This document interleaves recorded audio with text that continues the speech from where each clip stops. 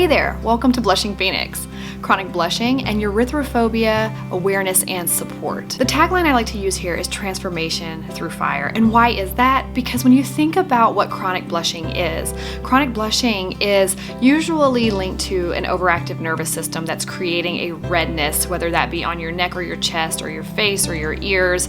A lot of us really go through what feels like debilitating chronic blushing. I created this channel so that people like me and you could come together and know that number one, we're not alone. I think one of the biggest things in overcoming and getting to a place of radical acceptance with chronic blushing is that you know that you're not going through the journey alone. You can seek out and look for healing. You can seek out, look for how to cope and deal with chronic blushing in your day-to-day life. And I think that that journey is just different for everybody. So I'm not here to tell you how you're going to overcome or how you're going to heal or how you're going to go about your journey. I'm here to offer what I call a tribe, a community of people who are going through something very similar and who are all on different paths, maybe the same path as you. Some people may take a more holistic approach. Some people may take a more Western medicine approach, and that's okay. The thing that I realize about my own journey with chronic blushing, I do think it's linked to some sort of social anxiety undercurrent, but I also think I just have a very overactive nervous system.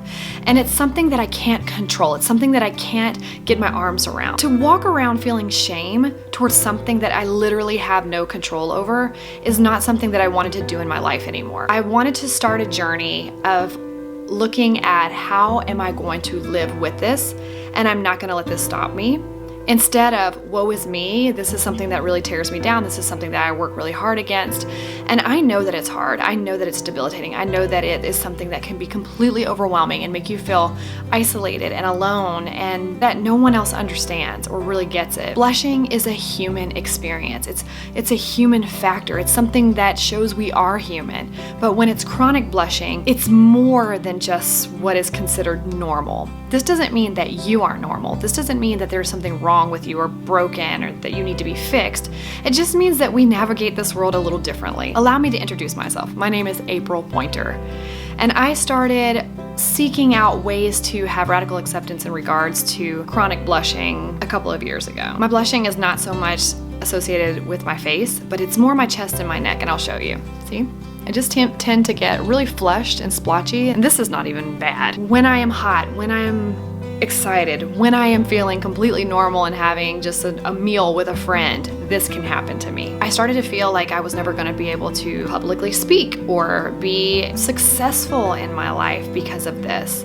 And then I realized one day that I'm not going to let this dictate how I live my life at all. It doesn't mean that it's not still out there in the backdrop at times, and this is not a pretend it's not there or think positive approach. It's just living with chronic blushing. So what can you expect here on Blushing Phoenix? And why did I call it Blushing Phoenix? I called it Blushing Phoenix because when you think about a phoenix, the whole idea is that it's this mystical creature that is born of fire, dies of fire, and then is rebirthed through the fire.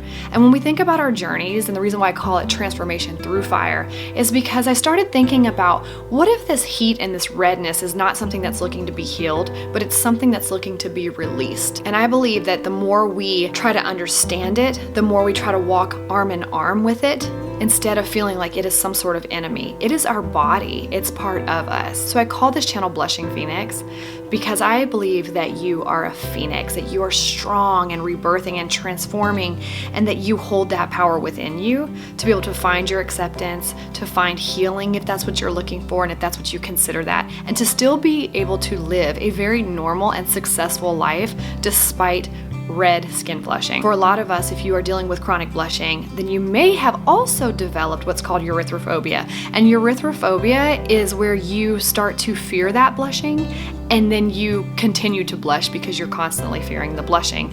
It's kind of a self-fulfilled prophecy that you're creating for yourself. And if it was that easy just to turn it off, you would just turn it off. But it's not that easy to turn it off.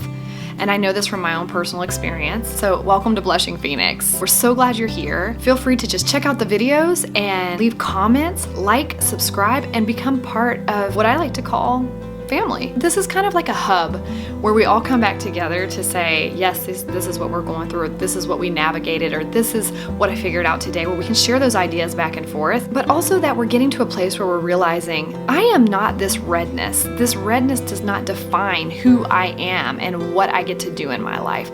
This is just part of me. It's coming along with me. Just like my arms, just like my hair, it's coming along with me on the journey. I'm no longer gonna live my life in a way that I'm fighting against my body, or fighting against my nervous system, or fighting against the inner workings of what makes me me. You are welcome here, you are safe here, you belong here, and I look forward to getting to know you better.